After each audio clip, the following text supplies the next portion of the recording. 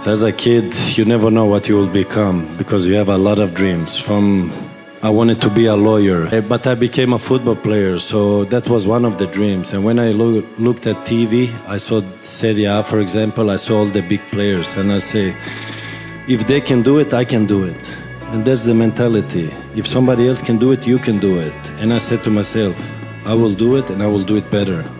That's the mentality. And I believe with the mentality is 50% of the success in what you're doing. I have confidence, I believe in myself, and I have a vision, and I do everything, and I work hard for it. To do things, you have to believe in it. If you don't believe, if you think you will fall down, break your leg, then don't do it. When I was young, I had a lot of people telling me, you have to adjust to the other ones, you have to be like the other ones. I was listening, but I wasn't always following. I dragged it in, how do you say, I was listening, but I did my own thing. I kept doing my own thing, and I believed in myself. What was like the question there, like, they judge you even before you come, and they don't even know you. And that was outside the pitch and inside the pitch. But I kept going, and it brought me where I am today. Confidence and believing what you do, I think that is the goal target. Me, I'm opposite. I will take the challenge and I will go for it. I will work hard. I will sacrifice, and then what the outcome becomes, we'll have to wait and see. But turn down a challenge, it doesn't exist in my world. Every challenge I take, I have a big vision. I put a lot of effort, a lot of sacrifice in things I do. If I don't do it, it means I don't believe in it. In this, I believe very strong, and I will not give up until I'm top of the world. So that's the way it works. You aim for the top, you don't aim for the second. Second place is the first place among the last ones, and that's not my target. There's no risk. That's why you need to do it young. That's why we started out what we said, we have absolutely nothing to lose. The only thing you really have in your life is time. And if you invest that time in yourself to have great experiences that are going to enrich you, then you can't possibly lose. So I always advise people, don't wait. Do something when you're young, when you have nothing to lose, and keep that in mind. But it's a lot easier when you're young and have nothing to lose and don't have the responsibilities to other people that you will acquire later on in life. All of us in life have things we want. We don't get what we want. We get what we have to have. We all get what we tolerate. Everyone in the world has a list of things they think they should do. I should lose weight. I should work out. I should spend more time with my kids. I should work harder. I should make more calls. I should. And then you know what? People don't do their shoulds, and they get mad at themselves, and they what I call should all over themselves. They beat themselves up about it. What changes people is when your should becomes a must. When suddenly the thing you said should happen has to happen. That's when human beings change. If fear is cultivated, it will become stronger. If faith is cultivated, it will achieve mastery. I take that fear to be fear in the large scale, fear itself, intimidating and constant. And I take faith to be what we hold in ourselves, our American ideal of self-determination. Fear is whispered in our ears and shouted in our faces. Faith must be fostered by the man or woman you see every day in the mirror. The former forever snaps at our heels and our synapses and delays our course.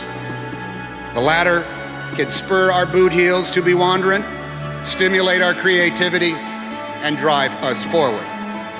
Fear or faith, which will be our master? Death will not come to call until you are ready for its embrace. Know that, and your fear will go away. Return to your home and make a cake for your new neighbors. Bring toys to their children. Join them in their songs and learn their ways. And you will become familiar with these neighbors and your fear will go away. Fear will get the worst of the best of us, and peddlers of influence count on that. Many people have this idea, I want to achieve something great, or be somebody great, and they neglect the step that leads to greatness. They don't honor this step at this moment because they have this idea of some future moment where they're going to be great. Right. Some people believe I'm doing great work. I mean, I am, because the consciousness is moving through this form. I don't feel personally responsible for what I do as such. But even there, it is small steps. When the writing happens, there's a notepad and a pen, and there's the present moment, and there's some stillness, very small. There's not some idea, I'm going to create a work that's going to change everybody's consciousness. No, I'm just true to this moment. What is this moment requires? It's a blank sheet of paper and a pen and the stillness. It's a small thing. It's all a sequence of very small moments.